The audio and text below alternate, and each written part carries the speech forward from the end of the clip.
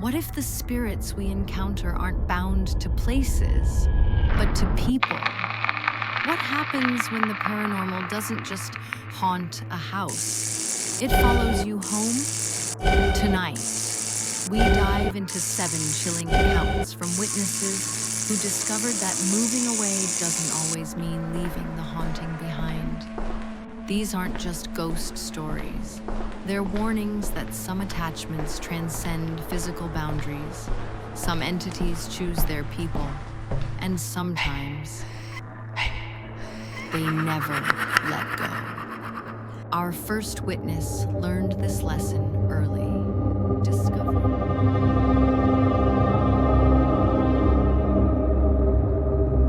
Our first witness learned this lesson early, discovering that some childhood encounters are just the beginning of a lifelong supernatural journey.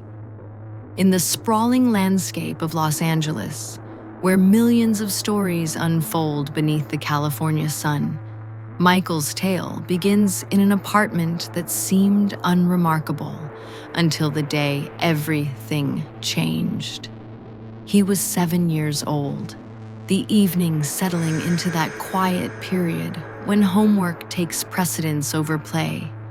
Michael, his younger brother, and their mother were in the living room, the mundane rhythm of their evening about to be shattered by something that would herald 2 decades of supernatural pursuit. It started with the kitchen, Michael recalls, his voice carrying the weight of memory. The sound was violent, like every piece of silverware we owned had been thrown against the walls and floor at once. My mom ran to check. We all expected to find chaos, but what they found was more unsettling than disorder. Every fork, every spoon, every knife sat perfectly in place. The kitchen was immaculate, untouched, yet all 3 of them had heard the cacophony of metal against tile. It was their first warning that something had invaded their home, something that wanted their attention. The entity didn't make them wait long for its next performance. Nights later, in the bedroom Michael shared with his brother, it demonstrated its power in the most deliberate way. "I was trying to fall asleep," Michael says, his words measured. "The door. It didn't slam shut. That would have been easier to explain. Instead, it moved with purpose, like invisible fingers were slowly pulling it closed. I watched it happen, frozen in my bed, knowing my brother was asleep on the other side of the room. The family moved, hoping distance would sever whatever connection had formed between them and the unseen presence. They found another apartment in the same building, a decision that would prove futile in their attempt to escape. Years passed, and with each new home came new manifestations. The entity, it seemed, was learning, evolving in its attempts to communicate, or perhaps to terrorize. In their Highland Park house, it announced itself with phantom footsteps that echoed through empty rooms. The sound of running water would emanate from faucets that were bone dry. Toilets would flush in bathrooms no one had entered. But it was the appearances that truly tested their sanity. "I was getting something from my dad's truck," Michael remembers, his voice dropping to almost a whisper. "When I turned around, there was this man, sickly looking, pale, standing right there in our driveway. I asked if he needed help. He just stared. When I ran inside to tell my parents, he'd vanished, not walked away, not hidden, vanished." The entity followed them through another move, and another, until they settled into their current home, a century-old house that seemed to amplify whatever force had attached itself to the family. It was here that the tall, dark figure first appeared, its presence so distinct it could no longer be dismissed as imagination. "I saw it pass by the patio window," Michael explains. "Just a quick movement, but so solid, so definite. It was tall, unnaturally tall, and completely black, like a slice of midnight had torn itself free and taken human form." What followed was perhaps the most chilling revelation of all. In separate conversations, Michael's mother, brother, and sister all described seeing the same figure, the same height, the same impossible darkness, the same unnatural movement. They'd each kept their sightings secret, each believing they were protecting the others from their private terror. The validation came at a price. The realization that whatever had followed them from that first apartment wasn't just real, it was persistent. It had watched them grow up, moved with them, waited in shadows, and made itself known when it chose. Even Michael's friend, visiting years later, witnessed the dark figure passing by, an independent confirmation that what haunted this family wasn't mass hysteria or shared delusion. "Sometimes," Michael says, his voice heavy with resignation, "I'll still hear footsteps in the kitchen at night. The toilet will flush when no one's there.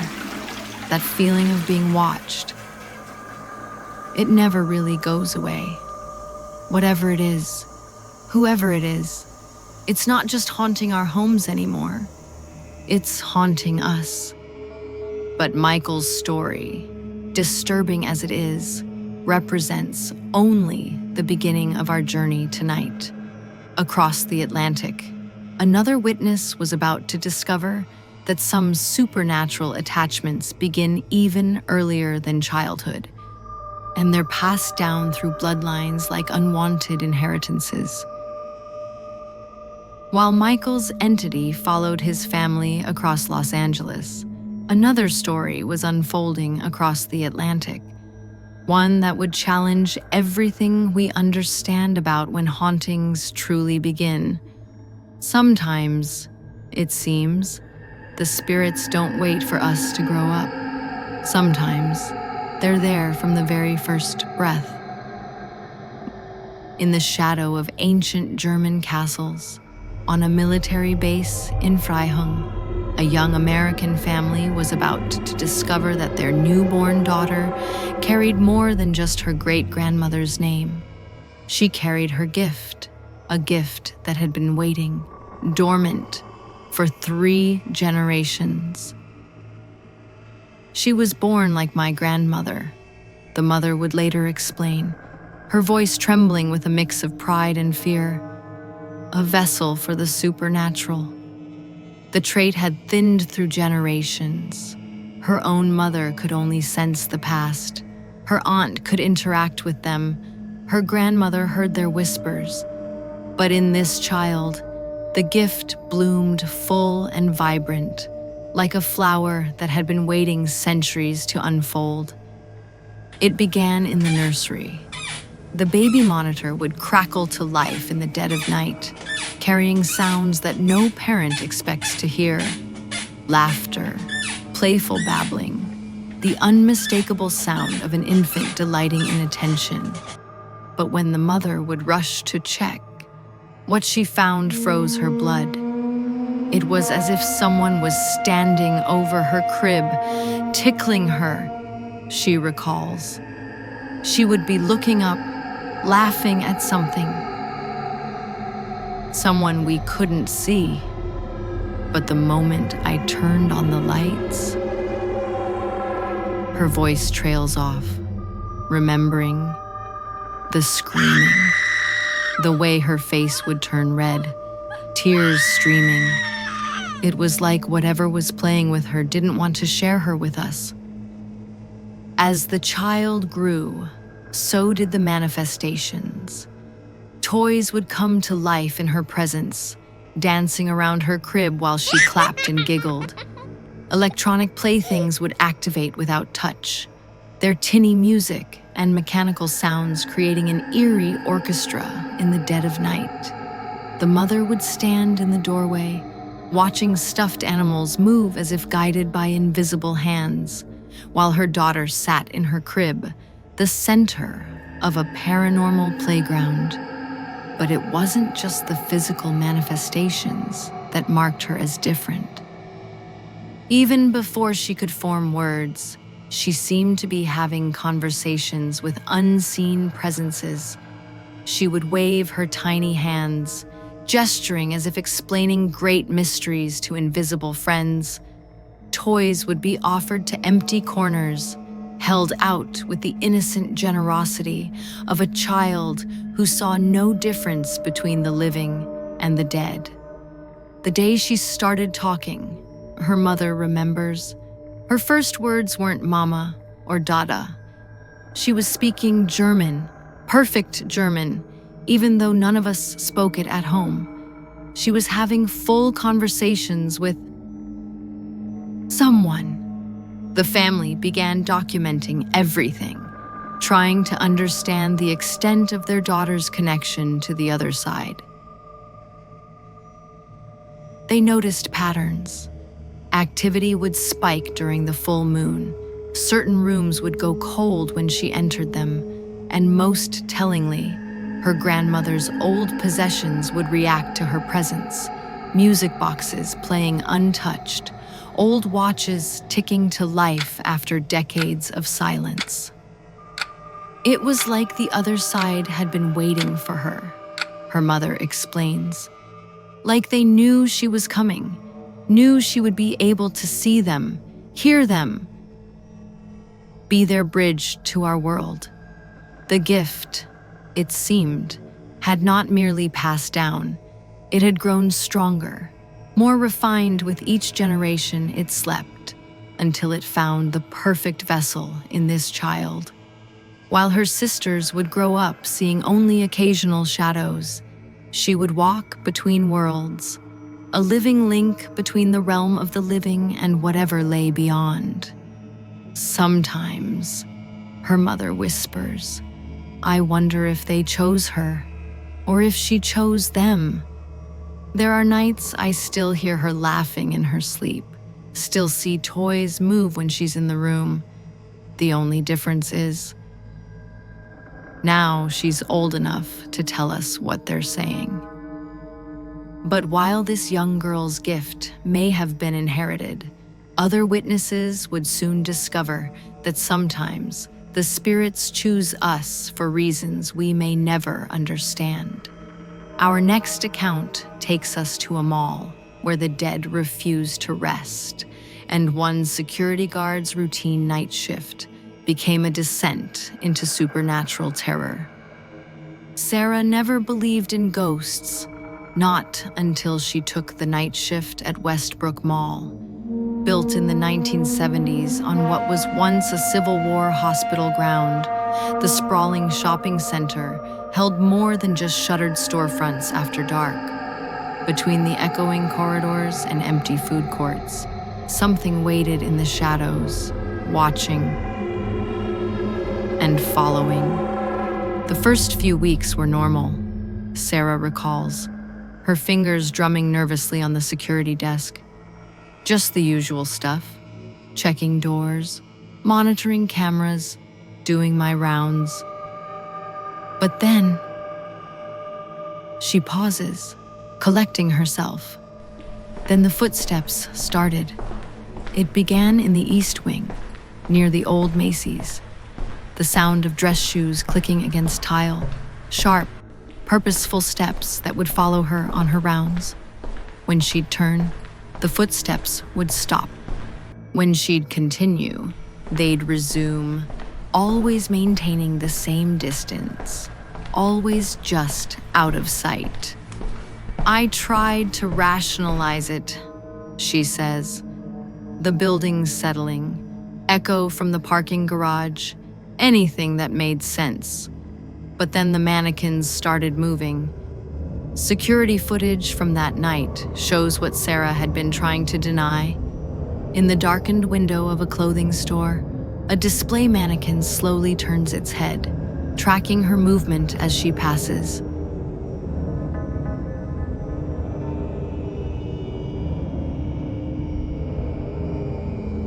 The timestamp reads 3:17 a.m.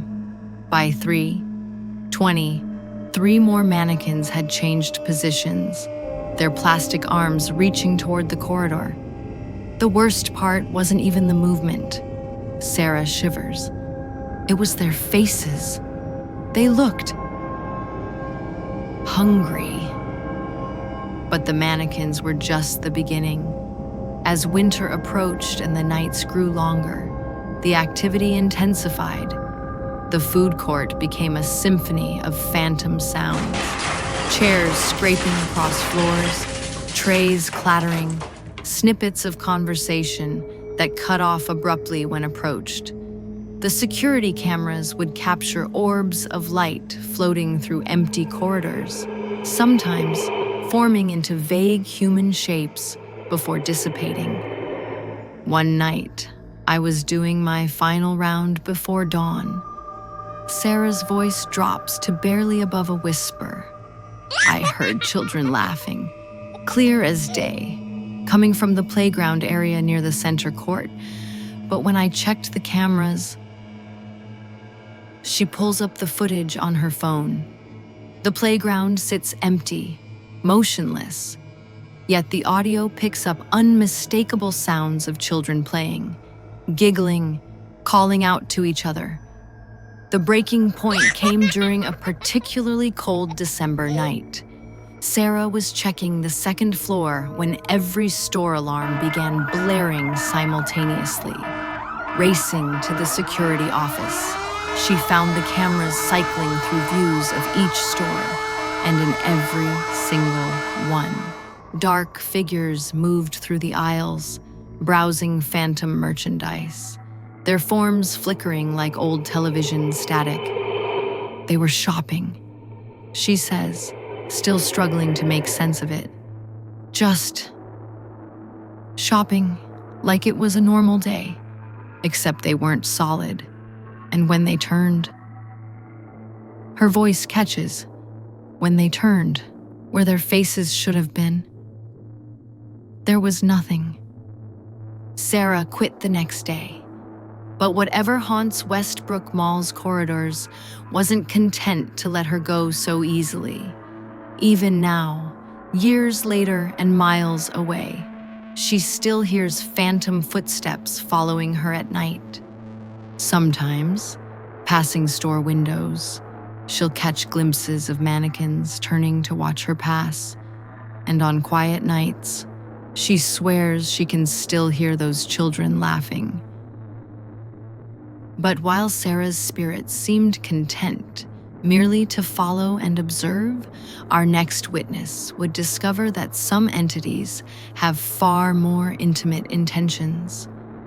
In a century-old Victorian house, a young woman was about to meet a spirit whose romantic obsession would transcend death itself. Emma's Victorian home in Charleston had always felt romantic. Wrap-around porches, ornate woodwork, and windows that caught the golden southern sunset. But she never expected to find actual romance with a resident from the 1800s. He first appeared on a rainy Tuesday, Emma recalls, her fingers absently tracing the ancient wallpaper patterns. I was in the library, reading by candlelight during a power outage. That's when I felt someone watching me. The figure stood in the doorway, tall, distinguished, dressed in an impeccable black suit that seemed to absorb what little light filled the room. His face was handsome in that severe 19th century way, with high cheekbones and deep-set eyes that held Emma's gaze with an intensity that made her breath catch. He didn't speak at first, she says. He just bowed, a perfect gentleman's bow. Then he vanished. But he left something behind. A calling card on my reading table. The name was barely legible after all these years. Jonathan Blackwood-esque. Research revealed that Jonathan had been one of the house's original owners, a wealthy merchant who died unmarried in 1873. But death, it seemed, hadn't diminished his desire for companionship. He began leaving Emma small gifts, fresh roses that appeared on her nightstand, though all the florists were closed. Ancient leather-bound books would migrate from the library to her bedroom, opened to passionate love poems. The scent of his cologne would fill rooms before he appeared. Emma shivers. Bay rum and sandalwood. Sometimes I'd feel the brush of fingers against my cheek, or hear the whisper of my name in empty hallways. But Jonathan's affections grew bolder. The piano in the parlor would play by itself at midnight, always love songs from his era. Doors would open for Emma as she approached them. On cold nights, extra blankets would appear on her bed, carefully tucked around her sleeping form. One night, I woke to the sound of waltzing music. Emma's voice softens at the memory. He was standing at the foot of my bed, hand extended in invitation. I could see straight through him to the wallpaper behind, but he was still the most handsome man I'd ever seen. When Emma took his hand, it felt solid, cool but not cold, real enough to lead her in a dance around her bedroom. His touch was like electricity. She remembers, not unpleasant, but otherworldly, like being caressed by static. But romance with a spirit comes with its own complications. Jonathan's possessive nature began to manifest in increasingly concerning ways. Living men who showed interest in Emma found themselves pushed downstairs or locked in bathrooms. Her dates would be interrupted by supernatural phenomena, wine glasses shattering, car alarms blaring, phones dying instantly. He left messages in the mirror's fog after my showers. Emma says, "You're mine," or "Forever yours." At first, it was romantic, but then she pauses. Then I realized he meant forever, literally.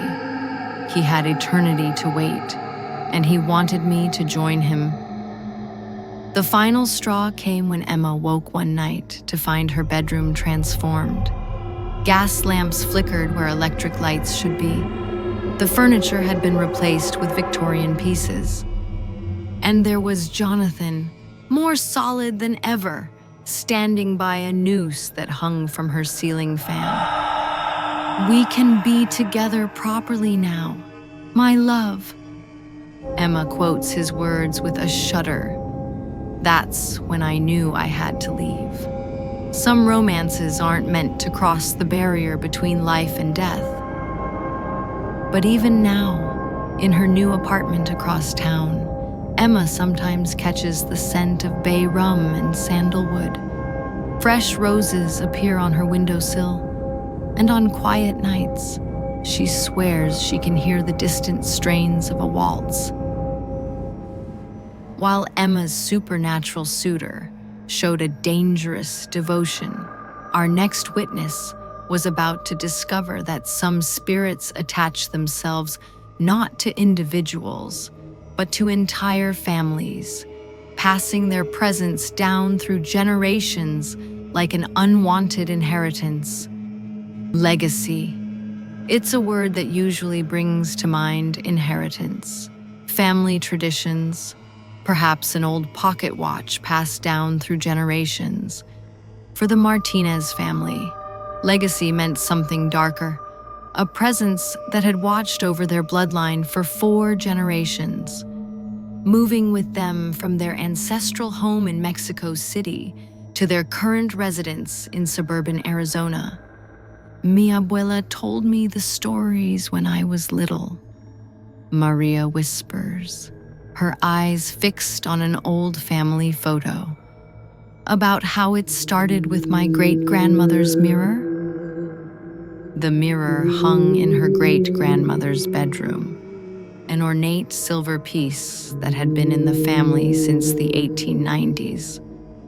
The glass wasn't just reflective, it seemed to hold depths, like a still pond on a moonless night.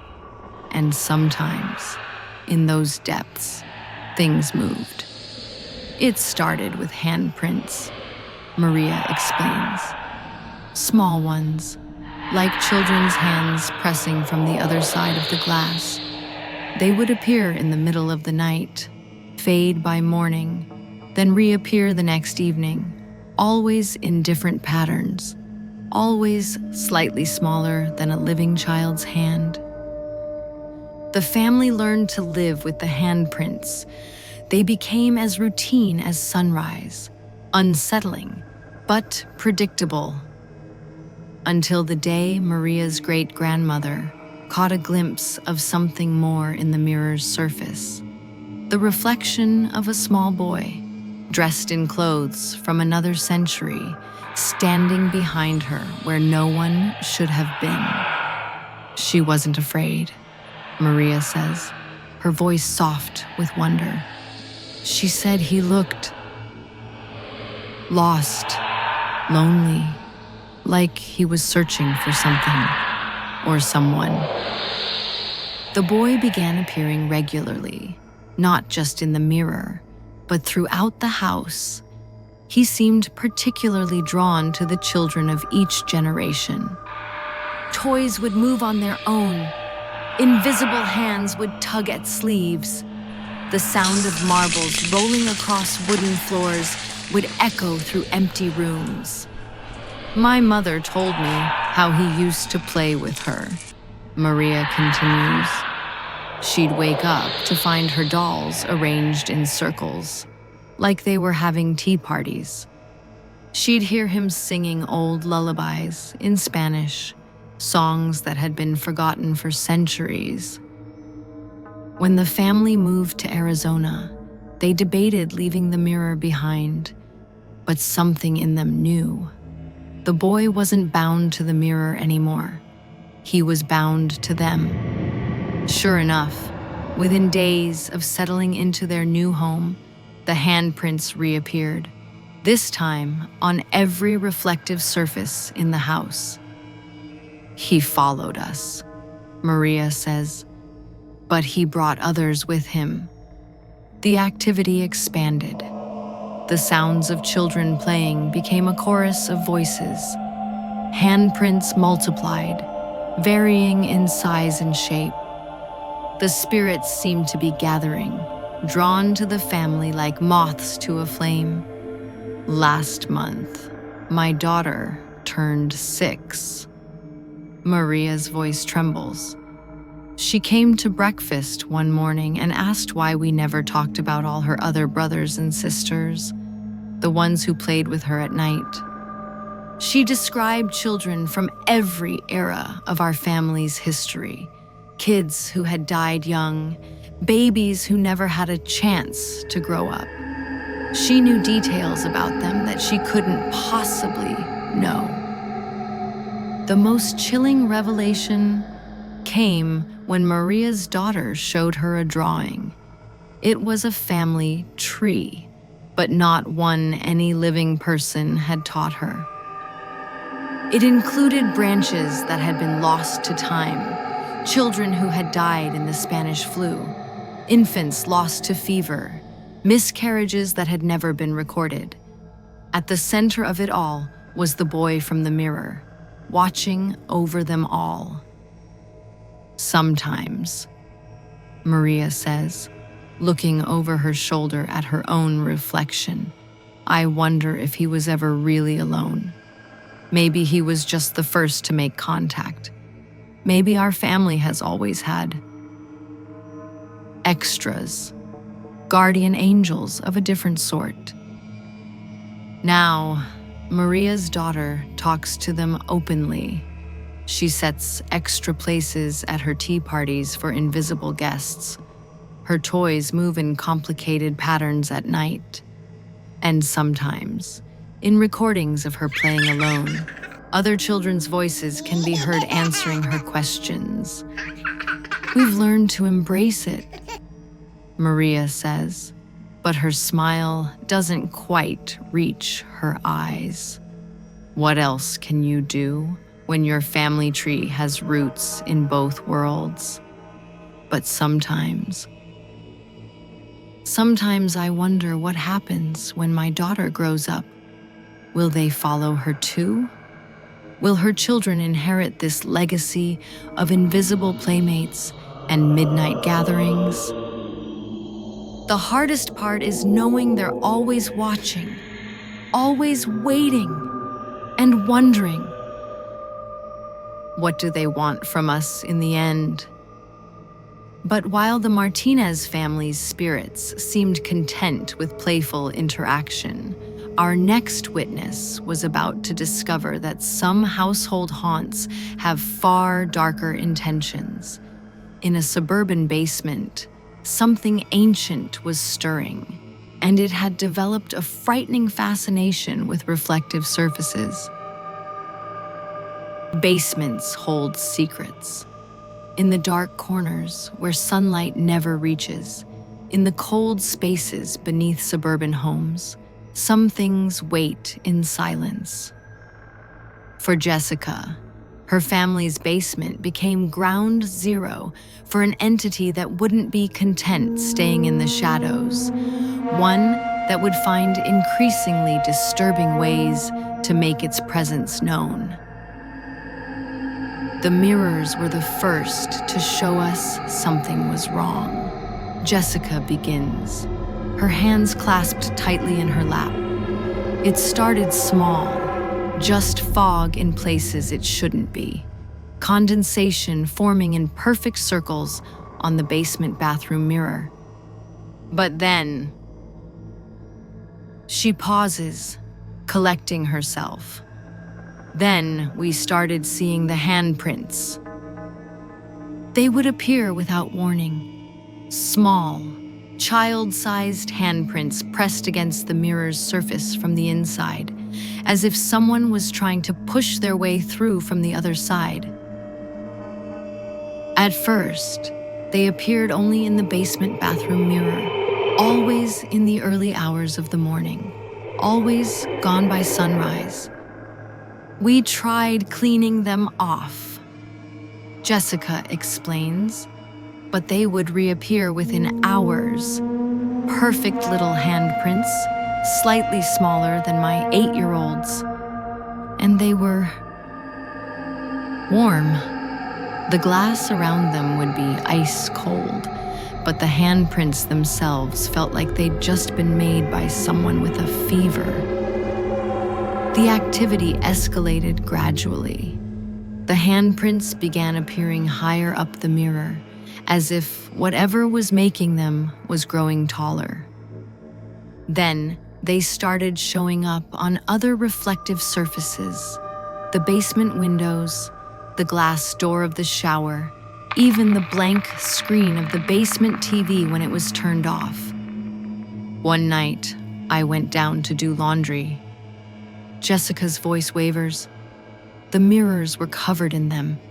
Dozens of handprints, overlapping each other, some large, some small.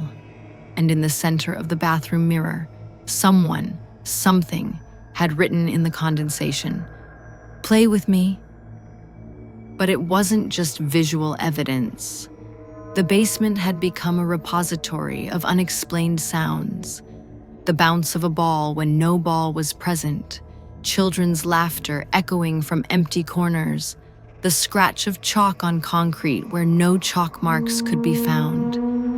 My daughter started talking about her basement friends, Jessica continues. She said they only came out when adults weren't around. She'd tell us about games they'd play, songs they'd teach her, old songs, the kind children haven't sung in generations. The breaking point came during a power outage. Jessica had gone to the basement to check the circuit breaker, flashlight in hand. In the beam's light, she saw something that haunts her still. A group of children, transparent as gossamer, playing ring around the Rosie in the center of the room. As her light fell upon them, they turned, their faces a blur of features, their forms rippling like heat waves off hot pavement. They wanted my daughter to join their circle, Jessica whispers. They had been practicing, leaving their handprints higher and higher, growing stronger. They weren't just showing us they were there. They were showing us they could reach through. The family brought in a medium who confirmed their fears. The basement had once been part of an underground shelter, used during a long-forgotten epidemic that had claimed dozens of young lives. The children had stayed, trapped between worlds, seeking playmates among the living. "We still live here," Jessica says, glancing toward the basement door. "But we've set boundaries. Mirrors are covered at night. My daughter isn't allowed down there alone. Sometimes we still hear them playing, still find their handprints. But now they stay in their space, and we stay in ours." She pulls out her phone, showing a recent photo of the basement mirror. In the reflection, barely visible, stands a group of children in old-fashioned clothes, their faces turned expectantly toward the camera. At their feet, written in condensation, are the words, "We're still waiting." But while Jessica's basement dwellers remained confined to their underground domain, our next witness was about to discover that some hauntings refused to be contained. In a quiet suburban home, the line between the living and the dead was about to blur in ways that would challenge everything they thought they knew about family pets and their connection to the other side.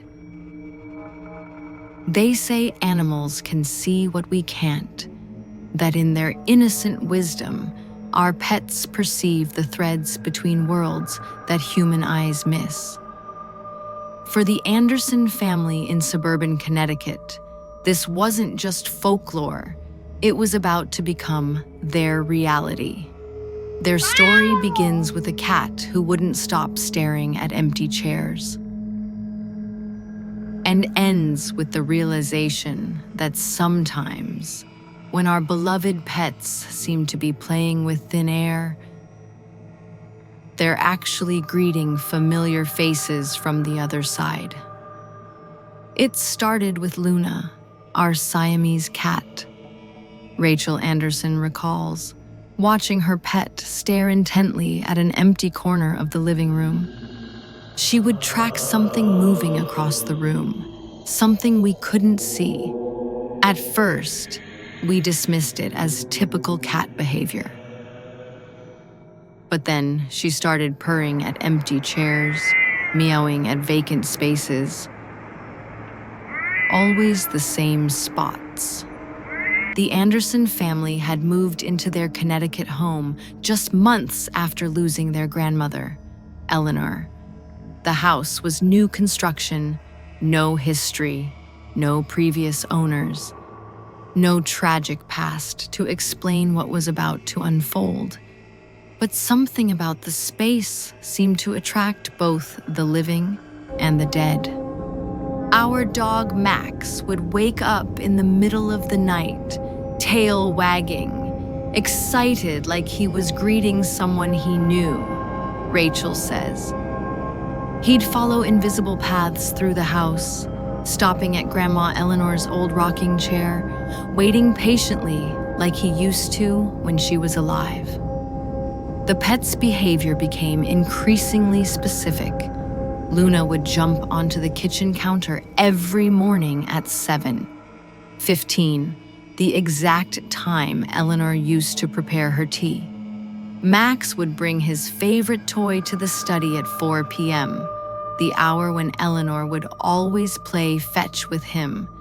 But it wasn't just timing. They seemed to be interacting with something or someone. One night, I heard Luna meowing urgently. Rachel's voice softens. I found her in my daughter's room, pacing between the bed and the window. My daughter was running a dangerous fever we hadn't noticed. It was exactly how Luna used to alert Eleanor when any of us were sick. The family set up cameras, hoping to capture what their pets were seeing. What they recorded defied explanation. In the footage, both Luna and Max would react simultaneously to unseen presences. Their heads would turn in unison, following something moving through the room. More disturbing were the orbs of light that would appear around them, always accompanied by a drop in temperature and the faint scent of Eleanor's perfume. The most convincing evidence came during my son's piano recital practice. Rachel continues, "He was struggling with a piece Eleanor had taught him before she passed. As he played, Luna jumped onto the piano bench, something she'd never done before. The temperature dropped, and suddenly, my son's hands, they started moving differently. He played the piece perfectly, exactly the way Eleanor used to teach it. But it wasn't just Eleanor. The pets seemed to be attracting other spirits, acting as bridges between worlds. They would stare at family photos, pawing at faces of relatives long gone. During thunderstorms, both Luna and Max would gather in the hallway, forming a protective circle around invisible presences, as if sheltering spirits seeking refuge. Last month, during a family dinner, Luna started performing her odd behavior again, staring at empty chairs, purring at nothing. My mother took some photos and Rachel pulls out her phone, hands shaking slightly. In the image, the dining room table is surrounded by faint, transparent figures. In every empty chair Luna had attended to, a familiar face could be seen. Eleanor, Rachel's grandfather, aunts, uncles, 4 generations of Andersons gathered for dinner one last time. "We understand now," Rachel says, watching Luna pad softly across the room to curl up in an empty rocking chair. "Our pets never lost their connection to Eleanor or to anyone else we've lost. They're not just seeing spirits. They're keeping our family together, even when death tries to pull us apart." As if to confirm her words, Max suddenly perks up, tail wagging as he stares at the front door. In the reflection of the window, a familiar silhouette seems to wave, then fades. Just another day in a house where the veil between worlds is thin and where the love of family transcends even death itself. 7 stories, 7 witnesses to the extraordinary. From Michael's lifelong pursuit by an entity that refused to let his family go, to the German child born with a generational gift to see beyond the veil. From Sarah's haunted mall where mannequins dance in darkness, to Emma's Victorian Suitor who proved that love knows no boundaries, not even death. Through Jessica's basement dwelling, children leaving their marks on mirrors, and the Martinez family's inherited spirits, to the Andersons' discovery that their pets were intermediaries to a world just beyond our own. Each account reminds us that the paranormal doesn't always follow the rules we expect. Sometimes it's not places that are haunted, it's people. Sometimes the spirits don't wait for us to find them. They find us. And sometimes the connections we forge with the other side are passed down through generations, waiting to be rediscovered. But these 7 stories are just the beginning. For every witness who has come forward, countless others keep their experiences locked away, too afraid or uncertain to share their truth. Perhaps you're one of them. Perhaps as you listened tonight, you recognized something, a pattern, a presence, a haunting that follows you. If you have a story to tell, we're here to listen, because only by sharing our experiences can we begin to understand the true nature of what lies beyond, and why some spirits choose to remain so close to the living. Remember, not all who wander are lost, and not all who follow us mean harm. Sometimes they're protecting us, sometimes they're warning us, and sometimes they're simply waiting for us to finally acknowledge their presence. This is Unexplained Haunts, and we'll be back next week with more stories from the shadows. Until then, keep watching the darkness. You never know what might be watching back.